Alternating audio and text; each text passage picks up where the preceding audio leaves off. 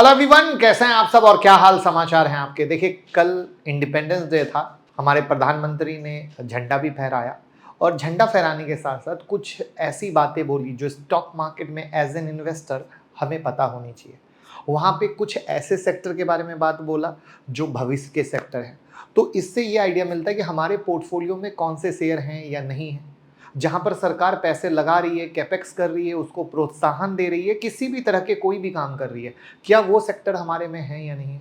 यहाँ पर बड़ी सिंपल सी कहानी कि अगर पिछले 10 साल में हम ये विश्वास करते हैं कि मोदी जी के कार्यकाल में काम हुआ, उस सेक्टर में ग्रोथ हुआ और एज एन इन्वेस्टर हमें पैसा कमाने को बना, तो सेम स्टोरी आगे हमें रखना पड़ेगा और अपने पोर्टफोलियो में वेरिएशन रखना पड़ेगा। तो उन्होंने किस सेक्टर की, किस शेयर की बात की, उसके बारे में बात करते हैं। तो पहली बार आए हैं तो चैनल को सब्सक्राइब कर लीजिए, बेल आइकॉन हिट कर लीजिए और फर्जी टेलीग्राम चैनल से बचिए, क्योंकि अब हमारा टेलीग्राम हो गया है ब्लूटिक, लिंक डिस्क्रिप्शन में है। तो यहाँ पर इनका ये रोड मैप है, देख लीजिए, ये रोड मैप है। उस रोड मैप में बहुत सारी बातें कही गई हैं। तो हम चूंकि स्टॉक मार्केट से रिलेटेड हैं तो इन बातों में नहीं जाएंगे, सीधा हमारे काम की बात में आएंगे कि ये क्या काम की बातें हैं हमारे हिसाब से। तो उसमें सबसे पहला था स्किल और जॉब क्रिएशन पे। यहाँ पे एक चीज़ और बता दूं कि अगर आप नए हैं तो बजट आने के बाद से हम लगातार किस सेक्टर को क्या मिला है वो यहाँ पर हम लगातार वीडियो बनाए हैं। यानी यहाँ पर जिस सेक्टर के बारे में बात होगी, उसके शेयर के बारे में समझना हो तो आप चैनल पे ऐसे स्क्रॉल करके आके देखिएगा तो आपको वो वीडियो मिल जाएगी। तो यहाँ पर 5 scheme to boost skill development और जॉब क्रिएशन में आ रहा है, जिसमें स्कीम ये है कि पहली बार फॉर्मल सेक्टर में नौकरी करने वाले एम्प्लॉय को टारगेट करते हुए जो ईपीएफओ में रजिस्टर्ड है, ये स्कीम 1 महीने की सैलरी 3 इंस्टॉलमेंट में मिलेगी। ये स्कीम पहली बार नौकरी पाने वाले एम्प्लॉय को और उनके एम्प्लॉयर को इंसेंटिवाइज करती है। ईपीएफओ योगदान के आधार पर पहले 4 साल तक लाभ मिलता है। रुपया 1 लाख तक के सैलरी वाले एम्प्लॉय में एलिजिबल होंगे। नए एम्प्लॉय के लिए जिनकी सैलरी 1 लाख पर मंथ है, एम्प्लॉय को सपोर्ट देते हुए ये स्कीम इनके ईपीएफओ योगदान ₹3000 पर मंथ 2 साल तक रिम्बर्स करेगी। स्कीम डी, इस स्कीम के तहत अगले 5 सालों में 20 लाख यूथ को अपस्किल किया जाएगा स्टेट गवर्नमेंट और इंडस्ट्री से कोलैब करके। साथ ही 1000 ट्रेनिंग इंस्टीट्यूट को अपग्रेड किया जाएगा। स्कीम ही अगले 5 साल में 500 टॉप कंपनियों में 1000 यूथ को इंटर्नशिप अपॉर्चुनिटी मिलेगी, जिसमें 5000 पर मंथ का इंटर्नशिप अलाउंस और एक बार का 6000 का असिस्टेंस रहेगा। इससे यूथ को रियल लाइफ बिजनेस और प्रोफेशनल इन्वायरमेंट का एक्सपोजर मिलेगा। अब इसका सिंपल सेंस क्या हुआ, शॉर्ट स्वीट, कि भैया जो जॉब क्रिएशन कंपनियां हैं उनकी लॉटरी लगने वाली है और वहां पर हमने यहाँ पर वीडियो बनाई है।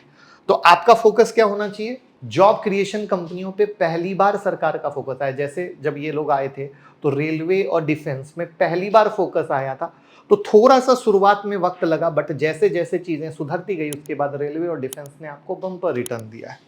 तो सेम कहानी, सेम फोकस होना चाहिए कि यहाँ पर किस किस तरीके से और अपडेट आती है, तो उस कंडीशन में ऐसी कंपनियां आपको एक बेहतर रिटर्न दे सकती हैं। दूसरा है सेमीकंडक्टर सेक्टर, जिसमें 3 प्लांट, कैपिटल 1.26 लाख करोड़ का है, जिसमें रिसेंटली टाटा इलेक्ट्रॉनिक्स ने 1 सेमीकंडक्टर चिप को जापान भेजा है टेस्टिंग प्रोसेस के लिए। टाटा सबसे आगे चल रहा है, ठीक है। जहां पे semiconductor consumption expected to cross $80 billion by कहां तक, 2026 तक, और $110 बिलियन बाय 2030। तो सेमीकंडक्टर तो भैया हम लोग कंप्लीटली दूसरे कंट्री पे डिपेंडेंट है। अगेन ये एक ऐसा सेक्टर है जहां इंडिया में पहली बार काम हो रहा है कि हम आत्मनिर्भर बनना चाहते हैं सेमीकंडक्टर के पक्ष में। और मैं आपको बता दूं कि अगर ये सही तरीके से हुआ तो जो आप लोग एक मल्टी बैगर ढूंढते हो ना बॉस, ये एक रियल मल्टी बैगर सेक्टर बनेगा, भूलिएगा मत। वहीं पर तीसरी बात करें मैन्युफैक्चरिंग सेक्टर की, तो सरकार का सिंपल फोकस है भैया, मेक इंडिया बनाओ, घर में सब कुछ बनाओ, करो, मैन्युफैक्चरिंग को बढ़ावा दो और उसके अंदर में मेक इन इंडिया, गति शक्ति, बिजनेस को ईज देना, अनगिनत प्रोग्राम है जो आपके सामने चल रहे हैं। चाहे फेम इंडिया स्कीम हो, प्रोडक्ट पीएलआई स्कीम हो, मतलब सरकार फुल टू इनिशिएटिव दे रही है। चाहे लॉजिस्टिक पॉलिसी हो, हर एक सेक्टर में जहां काम हो रहा है उससे रिलेटेड जो हो रहा है वहां पे सरकार बिजनेस ईज देने की कोशिश में लगी है कि ये सेक्टर बढ़ सके। तो मैन्युफैक्चरिंग का सेक्टर आपके लिए बहुत इंपॉर्टेंट होने वाला है। चौथा है एनर्जी सेक्टर, पावर सेक्टर, जिसके बारे में हम लगातार कर रहे हैं और यही रीज़न है कि आईसीआईसी वाले भी शायद इसी को समझते हुए जो एनएफओ लाए हैं, क्योंकि आईसीआईसी वाले जल्दी एनएफओ लाते नहीं हैं, तो एनर्जी सेक्टर का जो वो एनएफओ लाए हैं इसी सोच को लाए हैं कि 2015 में कंजप्शन कहाँ था, 2024 में कहाँ है, और इंडिया को अगर इन सब चीज़ों में मैन्युफैक्चरिंग सेक्टर में हब बनाना है, सेमीकंडक्टर में बनाना है, तो बिना पावर के, बिना इसके हो ही नहीं सकता है। तो this is the big reason जहां पे एनर्जी सेक्टर ग्रोथ होना है।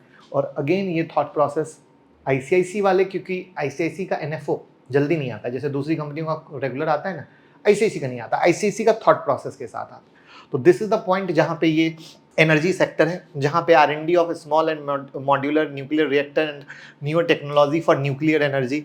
अब इस न्यूक्लियर एनर्जी के रिगार्डिंग भी हमने यहाँ पर बजट में हुआ है, ये देख रहे हो, यहाँ पर हमने सारी वीडियो बनाई है। ज्वाइंट वेंचर हुआ एनटीपीसी और भेल का to setup full scale 800 megawatt commercial thermal plant. Road map for hard to abate industry to be formulated for transaction from perform achieve and trade mode to Indian carbon mode.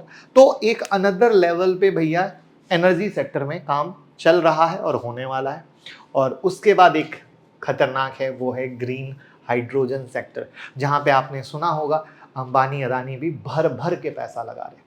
तो कोई India का दिग्गज corporate house भर भर के पैसा लगा रहा हो तो आप समझ लो कि कुछ बड़ी कहानी होने वाली है, क्योंकि टारगेट सीधा है नेट जीरो एमिशन, और ये बिना होए दुनिया सरवाइव ही नहीं कर सकती। आपको आसान भाषा में बता दूं, दुनिया में जो पॉल्यूशन का स्तर बढ़ चुका है, दुनिया को सरवाइव होने के लिए नेट जीरो एमिशन होना बहुत ज़्यादा ज़रूरी है। तो वहाँ पर एक बहुत बड़ा गेम प्लान है, जहाँ पर किस तरीके से सरकार कर रही है। तो मुझे जो पर्सनली लगता है कि ग्रीन हाइड्रोजन में आपका नेक्स्ट फेवरेट सेक्टर होना चाहिए। तो इस तरीके से ये वो सेक्टर है जहाँ पर अगेन बुलबुले की तरह निकल के आ रहे हैं, एक शुरुआत है। तो आगे की सोच अगर 5 से 10 साल की हो और आप विश्वास करते हो कि अगर आगे आने वाले 5 से 10 साल में इंडिया में एक बड़ा ट्रांसफॉर्मेशन दिखने वाला है, तो ये वो सेक्टर हैं जहां आपकी नज़र होनी चाहिए। इन सेक्टर के हीरो को निकालिए और बस वीडियो को जल्दी से शेयर कर दीजिए और प्यार दीजिए। Thank you so much.